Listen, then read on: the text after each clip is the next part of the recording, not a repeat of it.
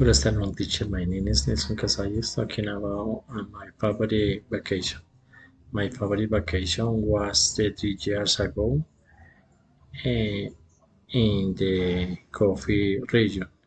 I was traveling in the car in the company of my sister Sonia, my niece Sofia and Michelle, and my cousin Luis.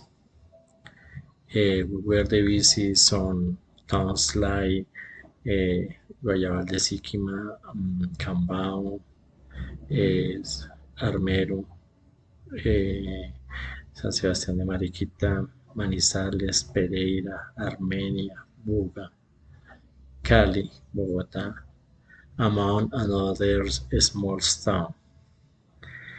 We really enjoy the Colombia last case is the Squash gastronomy. We was on a trip on day morning and we the return at home on Saturday afternoon.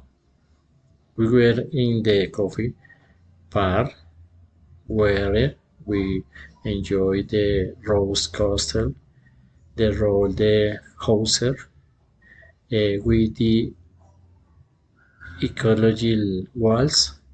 We visit the sun and I was driving the car during the trip.